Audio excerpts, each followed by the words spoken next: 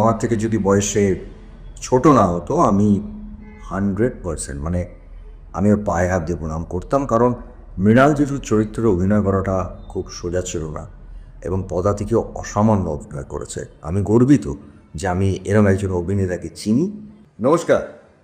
আসলে আজকে যে মানুষটিকে নিয়ে কথা বলতে আমি চাই বা কথা বলছি, সে মানুষটা আমার নিজের খুব প্রাণের মানুষ, মনের মানুষ। তার নাম চঞ্চল চৌধুরী।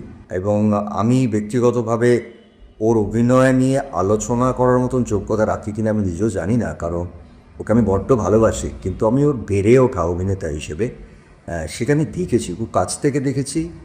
আমি ওর প্রতিটি কাজই প্রায় দেখে থাকি এবং আমার সঙ্গে যখন প্রথম আলাপ হয় মনের মানুষ ছবিটিতে, গৌতমদা আমাকে বলেন যে চঞ্চল করছে, আই ওয়াজ ভেরি হ্যাপি, আমি খুব আনন্দিত হয়েছিলাম। কিন্তু তার আগেই আমার ওর একটি ছবি সেটা খুব আলোড়ন সৃষ্টি করেছিল, মন পড়া।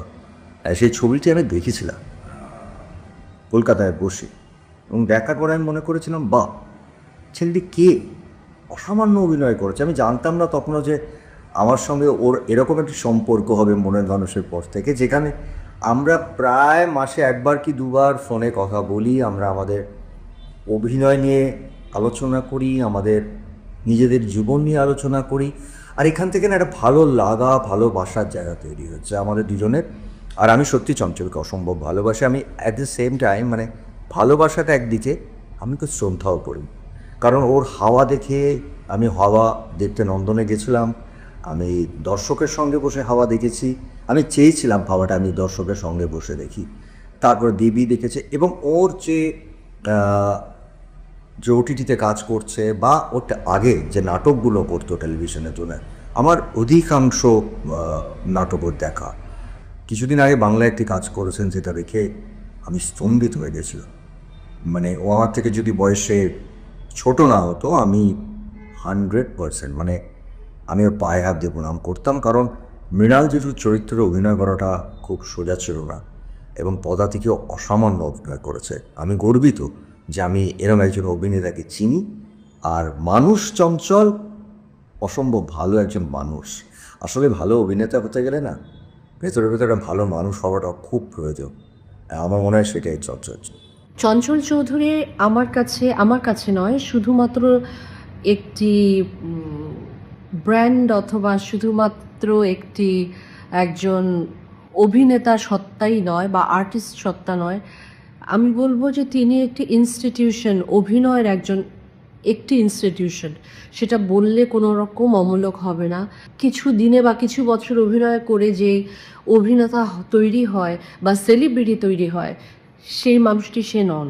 তার অভিনয়ের জন্য যে মগ্নতা, অভিনয়ের প্রতি যে ভালোবাসা এবং একটি ক্যারেক্টার তৈরির করার পেছনে তার যে নিষ্ঠা, সেগুলো আমি দেখে বারবার মোহিত হয়েছি এবং একজন কো আর্টিস্ট হিসেবে আমি তার কাছ থেকে অনেক কিছু শিখেছি। একজন মানুষ হিসেবে শিখেছি যে কতটা ডাউন টু আর্থ হয়ে থাকা লাগে। আমি ব্লেসড চঞ্চল চৌধুরীর মতো একজন অভিনেতাকে আমার সহশিল্পী হিসাবে পেয়ে। আমি লিভিং লিজেন্ডই বলবো, কারণ চঞ্চল চৌধুরী তৈরি হওয়া এত সহজ কথা নয়।